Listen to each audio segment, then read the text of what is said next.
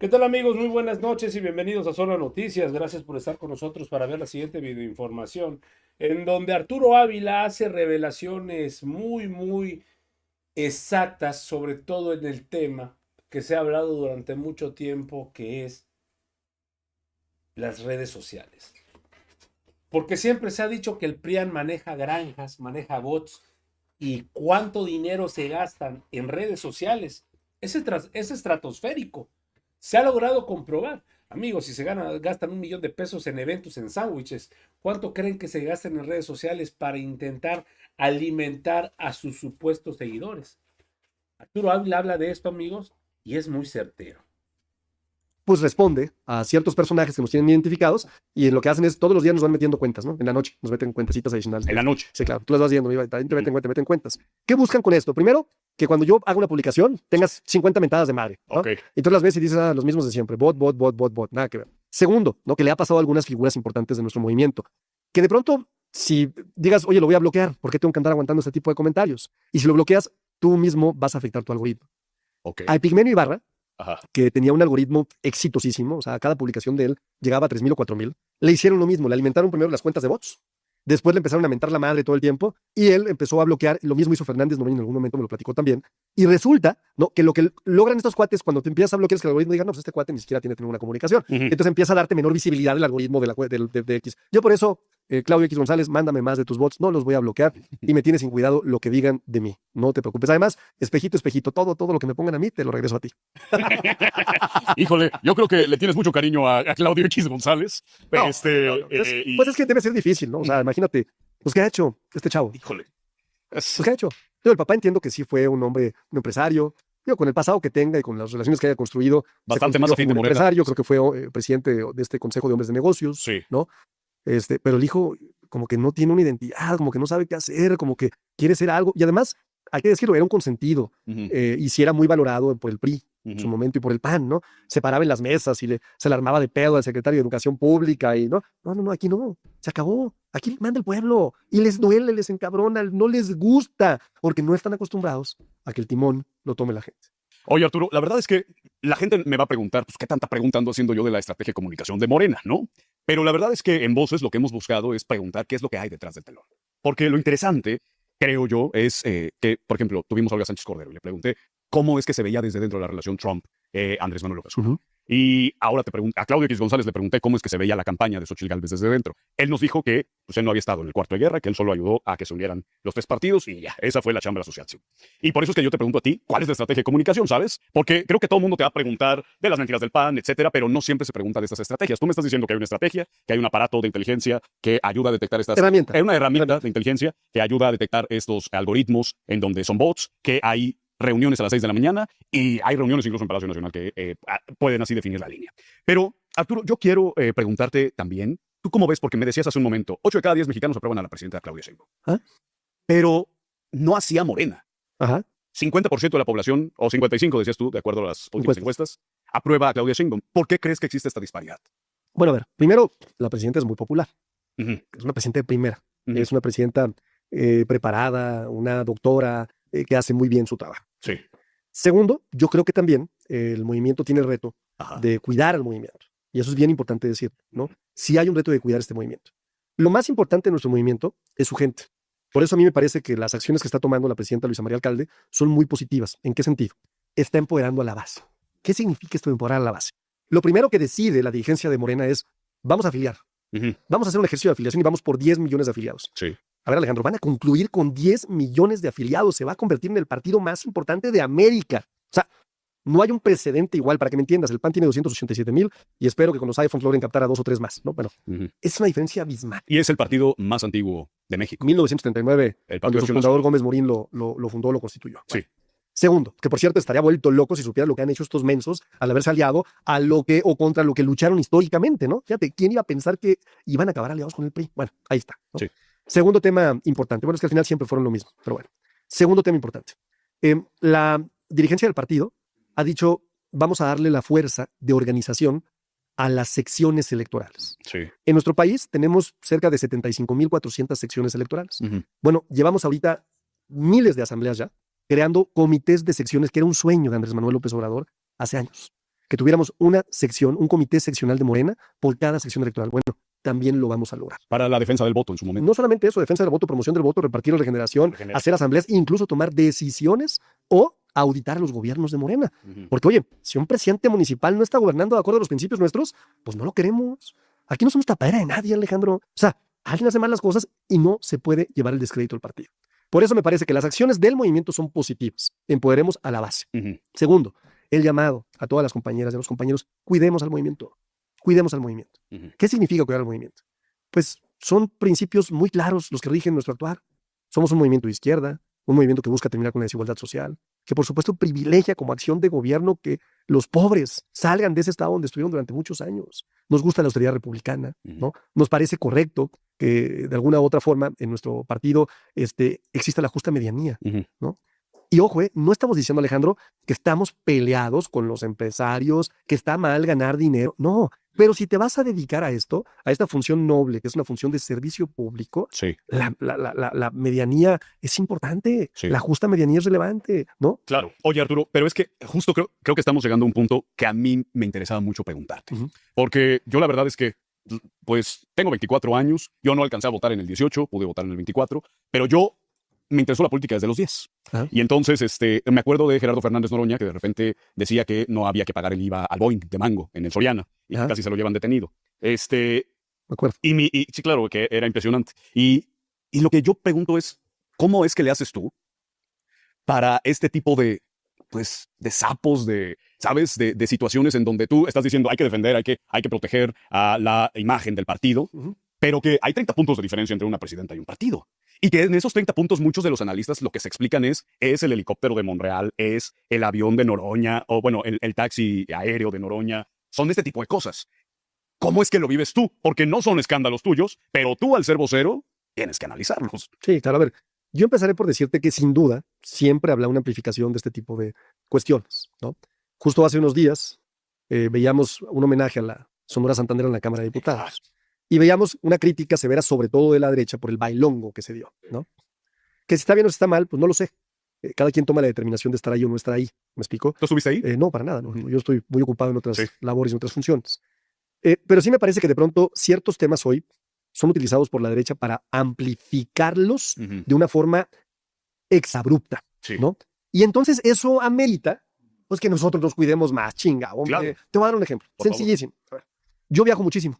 Muchísimo, me la paso viajando por toda la República. A razón de los viajes, tengo la categoría más alta en Aeroméxico, que es Caballero Águila, supongo. ¿En serio? Sí, no, en serio. Sí, ¿no? sí. Y entonces... ¿Tienes la tarjeta de crédito que te da? No, resulta que en todos los vuelos yo llego y tengo ascenso, güey. Okay. A primera clase. En todos, o sea, pero es automático. Ya, señor Arturo Ávila, ¿sabes qué hago siempre? Busco a quién dárselo. Entonces quedo bien con el de la sexta fila, con el de la quinta fila, ¿no? Y hasta sacan una... Incluso si cuesta 0 pesos. A mí no me cuesta nada. Claro. O sea, yo siempre compro mi boleto en turista. Sí. Siempre, ¿no? O sea, no hay más. Pero mi categoría de tantos viajes me da que siempre me den un ascenso, ¿no? A primera clase. Pregúntame yo si me voy a ir. Claro que no. Porque es evidente, ¿no? Que aunque yo diga, es que es mi categoría y no pagué por ella, voy a meter en un problema a mi partido, voy a meter en un problema a mi movimiento y tengo que cuidar a mi movimiento. Y me parece que este es un buen ejemplo. A ver, no me chingues. Vete en turista. Es que me dieron el ascenso, pues ni modo, regálaselo. Alguien lo va a agarrar del avión y te lo va a agradecer además. Sí. Y te vas a ganar la simpatía de esa persona. En este ejemplito que te acabo de dar, es donde te digo, es el tipo de cosas que tenemos que cuidar. Oye, Arturo, y si te vas en primera, porque te dieron el ascenso, porque es el beneficio que te da el programa de recompensas de Aeroméxico, ¿está mal? Pues a lo mejor no está mal, pero no es correcto, porque representamos a un movimiento que tenemos que cuidar. Y además, le voy a dar elementos para que si viene un pinche panista ahí, me tome una foto y diga, miren, Arturo Ávila, claro, los que decían que la sociedad republicana viene en primera clase, y no le voy a poder explicar que era ascenso, nada, nomás la imagen se va a quedar y esa imagen la van a utilizar para madrear al movimiento. Claro. Entonces, eso es lo que yo digo, ¿qué nos cuesta, compañeros que nos están viendo? Cuidemos a nuestro movimiento, porque costó mucho trabajo estar acá, ¿no? Sí. Y la verdad es que también va a costar mucho trabajo revertir los pésimos gobiernos del PRI y del PAN. Necesitamos años para que esto cambie. Claro. Fueron más de 40 años de terribles gobiernos, ¿no? Entonces, no hay que hacer lo que nosotros criticamos tanto, y menos a sabiendas de que hoy la derecha está lista para sacar de contexto la información. Oye, Arturo, pero en este tema de la comunicación, ¿no hay un momento en el que dices, pues en estas reuniones que tienes a las 6 de la mañana, oye, compañero Gerardo Fernández Noroña, no la riegues? Oye, compañero tal, pues ya vete en avión comercial en el turista. No, a ver. No hay forma. Okay. Ellos son dueños de sus acciones y además somos pares. ¿no? Y ellos, Pero como amigo y como par no le dicen... a ver, me parece que son decisiones que ellos tienen que tomar a partir también de la reacción que se genera allá afuera. Ujú. ¿no? Están viendo cómo están las cosas, ¿no? Están viendo que la derecha está lista para Sí. sacar de contexto cualquier tema, no les demos elementos. Ese es mi tema, ¿no? Porque reitero, yo no juzgo las Sí. acciones, no soy nadie para juzgar. Ujú. Si están bien o si están mal. Te acabo de dar un ejemplo en donde, pues, si me voy en primera o no voy en primera, pues es irrelevante. El tema es cuál es el mensaje que envío. Claro. Y creo que es ahí donde cada uno de nosotros tiene que valorar muy bien las acciones. Porque incluso Gerardo es un hombre que ha estado en la lucha durante años. Claro, sí. Gerardo es un hombre valiente que enfrentó a Genaro García Luna de frente. Como De frente, diputado cuando además Genaro era un hombre muy poderoso. Sí, condecorado por Sí, me todos. explicó, muy poderoso. Sí. Me explicó. Genaro representa sin duda el sueño de muchas y de muchos mexicanos que ven un hombre parlamentario que Gerardo. lucha. Sí, claro, Gerardo. Ajá. ¿no? Y entonces, pues sí, quizás Gerardo tendría que evaluar que esas pequeñas acciones, que a lo mejor parecen irrelevantes o explicables, no le hacen bien al movimiento o le pueden hacer mejor en otra forma. Claro. ¿no? Todo se puede hacer mejor. Y lo mismo para cualquier personaje del movimiento, ¿no? Reitero, es una línea muy delgadita, ¿no? Muy, sí. Muy, muy delgadita, ¿no? Entre cuidemos al movimiento y entre, oye, le están exagerando también. O sea, ¿no? Sí. Porque, reitero el ejemplo de la Sonora Santanera. Fue un acuerdo de todos los grupos parlamentarios, ¿eh? O sea, todos aprobaron el homenaje. El homenaje era un concierto para las trabajadoras y los trabajadores de la Cámara. Ajá. No era un concierto privado para las y los diputados, ¿no? Ok. Y ahí una diputada se le ocurrió invitar a 2, 3 diputados. Y se echaron un bailongo de una canción, ¿no? Y se acabó, regresaron cada quien a su comisión, ¿no? Pues claro, la oposición que nomás está viendo en dónde te frea, mira, los desconsiderados, con la tragedia, no, con la tragedia ustedes que relanzaron al PAN, no se confundan, ¿no? Pero me parece que sea un tipo de cosas donde tenemos que decir, chin, híjole, ¿sabes qué? No está mal el homenaje, no está mal que estén aquí los trabajadores y los trabajadores, pero ¿para qué me pongo a bailar si los del PAN están listos para sacar de contexto este tipo de cuestiones? Totalmente. Fíjate que estábamos hablándolo en una mesa de análisis con Manuel Pedrero justo. Ujú. Y lo que decíamos y a la conclusión que llegamos es, a ver, no es ilegal, es inmoral. César Yáñez salió del círculo más cercano del presidente Andrés Manuel López Obrador por tener una boda. Lo mismo pasó con Santiago Nieto, ¿Ah? el titular de la Unidad de Inteligencia Financiera. Y entonces parecería como que al interior de Morena, como que cuesta, debido a tantas morenas que hay, cuesta a veces decirle a los compañeros de, oye, a lo mejor deberíamos cuidar un poquito más las formas, ¿no? A ver, el mensaje fue muy contundente. Ujú. En el último Consejo Nacional Sí. hay lineamientos éticos Ujú. que llegan incluso a la o sea, a ser tan específicos Sí. que se prohíbe viajar en primera clase. Ahí está el lineamiento ético. Si tú quieres violentar el lineamiento ético de nuestro movimiento, pues hazlo, ¿Pero qué les pasa? ¿no? Pues tú puedes presentar una queja en la Comisión de Honestidad y Justicia y puede haber suspensión de derechos, amonestación, ¿no? Porque es importante la amonestación. ¿Han suspendido o amonestado? Sí, hay muchísimos procesos. ¿Ah, sí? Y claro, pues la Comisión de Honestidad y Justicia tiene así, No, pero Expedientes. suspendido o amonestado por Claro. romper este... por supuesto, por romper lineamientos éticos, claro que sí. ¿En serio? Sí, claro. O sea, hay bastantes, ¿no? Entonces, ojalá y no sea la constante y ojalá las compañeras y los compañeros no entiendan que este movimiento costó mucho y hay que cuidarlo. Es el llamado. También es muy grande el movimiento. Exacto. Es muy grande también. Hay muchos ¿no? morenes. No hay muchas morenas. Morena solo hay uno, pero hay muchos personajes dentro de Morena. ¿no? Morena es muy claro. Sus estatutos, su ideología, su definición, lo que representamos, nuestros principios son claros. ¿no? Yo diría a todo aquel que pertenezca a Morena, pues es importante que lea los estatutos, que lea los lineamientos éticos, Sí. que sí y que no está permitido. Y también me parece que otra decisión que es muy afortunada del Consejo es, se instala este viernes o sábado el Consejo Consultivo de Morena.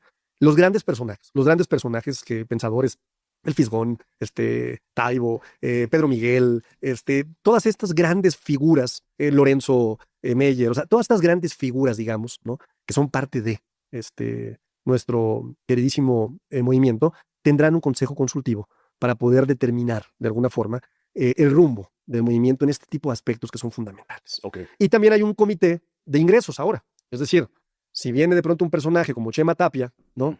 Que por cierto no es de Morena, y hay que decirlo, ¿no? Pero que sí participó en una candidatura siglada. Sí. Puta, y que ni yo sabía ni la presidenta sabíamos que había sido el director del Fonden y salimos como locos a madrearlo y Sí. después nos sacan la foto.